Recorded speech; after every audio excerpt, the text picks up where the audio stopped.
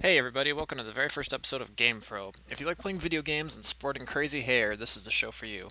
For our debut episode, we're going to take a look at the launch title for the Nintendo GameCube, Star Wars Rogue Squadron 2. Rogue Squadron 2 is a sequel to the N64 original game.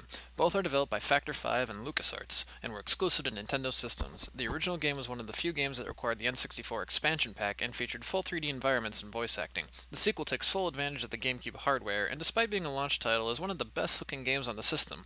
From the icy fields of Hoth to the trenches of the Death Star, you'll be amazed at every level the game has to offer. The playable ships are extremely detailed and offer multiple ways to play. You can go with a standard third-person view the game sets as a default, or play from a first-person perspective. Both have their uses. The ships themselves are very true to the Star Wars universe. The X-Wing features all the gizmos and gadgets you remember from Episode 4, and the Millennium Falcon looks like it was pulled straight out of the films. The missions are the core of the game, and they don't disappoint. Many of the levels feature locals from the movies, such as the aforementioned Death Star and Hoth, as well as Bespin, or even the final attack on the second Death Star, while others feature entirely new locations. Some missions are hit-and-run strikes, while others task you with protecting allies or enacting stealth techniques. There's plenty to do throughout the game's dozen or so missions, and the game rarely feels monotonous. Voice acting was a big draw in the N64 original, as the Star Wars universe is very much a character-driven epic. The acting in Rogue Squadron 2 really brings it up a notch, as the recordings are much higher quality than before. While the original game may have sounded at times like you were listening to Wookiee chatter, the GameCube sequel brings crystal clean voice acting to the table, and as a bonus, Dennis Lawson is even featured in the game, reprising his role as Wedge Antilles. The rest of the cast do a pretty decent job of replicating the original actors. The only real complaint I do have for this game is that it's remarkably short. The main story features 10 levels, and there are a handful of bonus missions to unlock along the way. It's a game you can blaze through in a couple of hours. The game does give good incentive to come back though, as you are ranked in each mission. Depending on how skillfully and quickly you complete a level, you will be awarded with a bronze, silver, or gold medal, and getting medals allows you to unlock bonus levels and ships. Those gold medals are no joke though, and may take you hours just to master one level. For those with less patience and skill, the game does offer some fairly interesting cheat codes.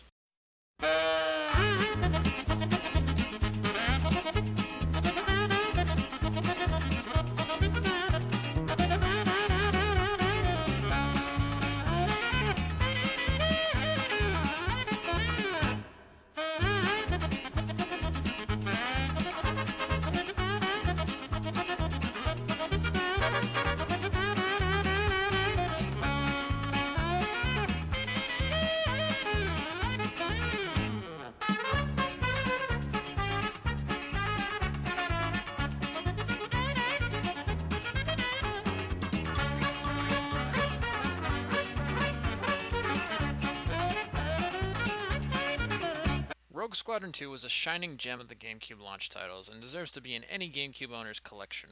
It has superb and faithful visuals, excellent voice acting, fantastic gameplay, sharp controls, and is true to the Star Wars universe. It's a little on the short side, but if you're itching for even more Rogue Squadron action, the N64 original is also a fantastic game, and there's even another sequel on the GameCube called Rogue Squadron 3 Rebel Strike. But 2 is certainly the star of the trilogy. Hey guys, thanks for watching this review. I'm excited to work on this show. Be sure to stick around for even more reviews, as well as all kinds of other content in the future, and feel free to leave comments and suggestions for what you'd like to see.